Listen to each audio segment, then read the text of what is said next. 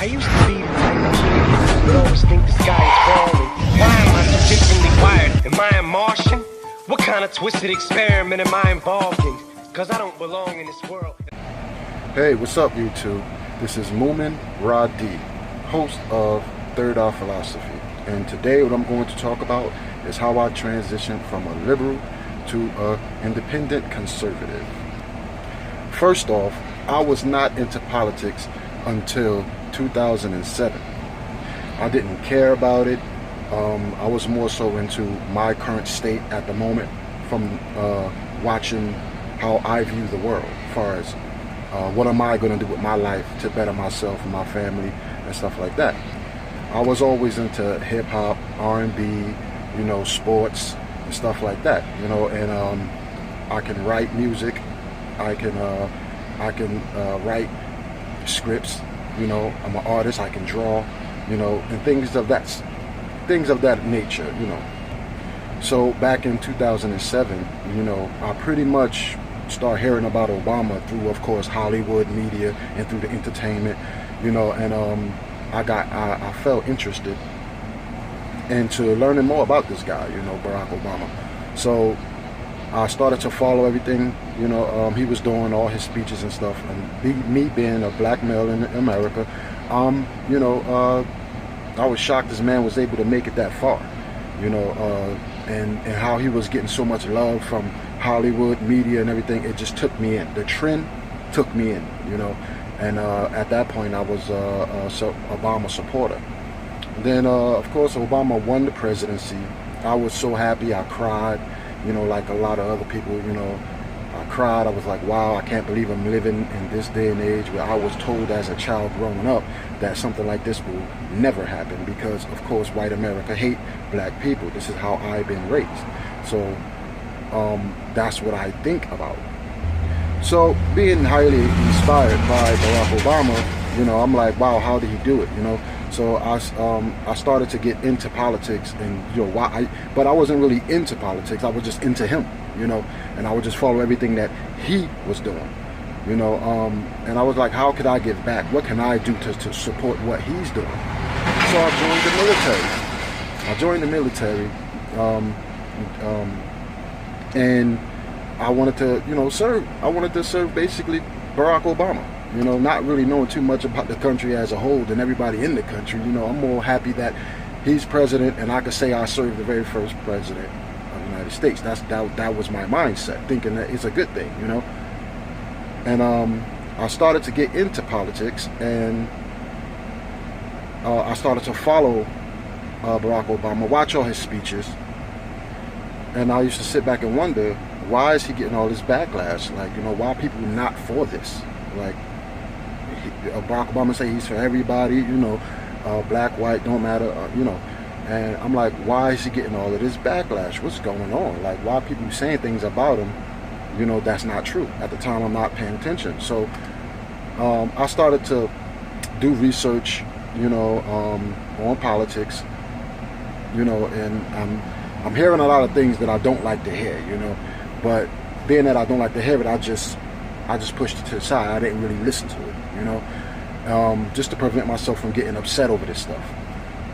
And I was always interested in trying to study, human behavior and, the power of the subconscious mind, and I was into that stuff. I was like, let me study about, humanity. Let me study about the mind. Let me see, so I got into this stuff. I started to study hypnosis, and I'm talking about time is passing at the same time, and I got this book called 48 Laws of Power, and I started to read it, and I started to notice that this book is good, and I'm like, this is what politicians be doing, like how they put out the perception that they care about you, but that deep inside they got backstage deals and stuff like that with a lot of lobbyists and corporations, and that started to wake me up. I'm waking up more and more, and I started to study the power of the subconscious mind,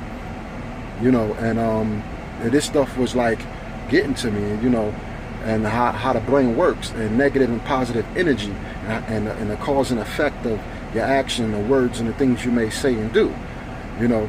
And then I'm like, wow. And I was like, let me do some research to see, you know, what Obama's not telling us. You know, so I started to wake up towards, you know, to look behind the scenes at why there's people that do not like Obama. And I started to do that, and behold, to my surprise, of the things I found. So I started to go on YouTube and do research about Obama lies. That's what I started to research, so I could hear other people's opinions, and so I could do research on their opinions. That was me, you know. And that's what I did. And then I ran into the Obama deception. Wow. Went through it, you know, and I was like, wow. You know, and right after that, I saw, you know, what's the name of it? The Fall of the Republic. I watched that. Wow. And then I learned more about the end game. I learned about the Bilderberg group, you know, and I started to do more research on them and see everybody's opinions about these groups.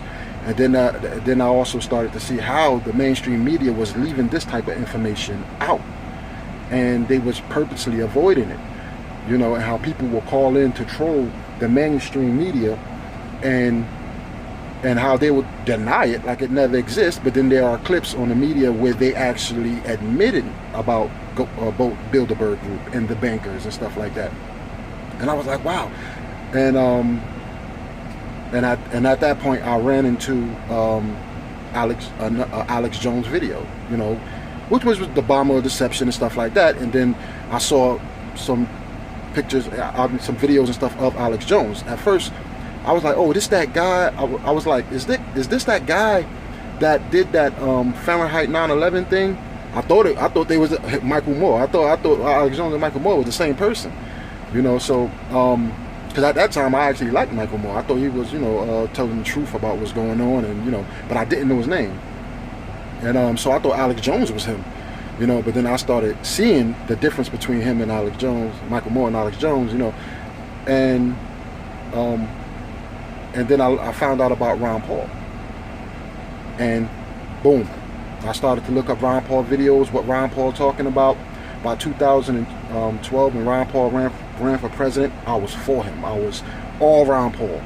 You know, I was posting on my whole Facebook was all about politics. It looked like a huge news feed of things that other people was exposing about government corruption and things as such. You know, so I started to follow Ron Paul, and at this time I'm still learning about politics and Austrian economics and stuff from Ron Paul and his son Rand Paul, you know, and I was just all for it at that time, because I knew that it had a stronger meaning behind what he was doing because of the deep state control, you know. So pretty much that was my red pill moment, and pretty much converting over to being an independent and to having a conservative viewpoints, conservative, and you could say libertarian viewpoints, where I do believe we should have less government. We shouldn't have government regulations on everything. Government should know their role, know their place, and stay out of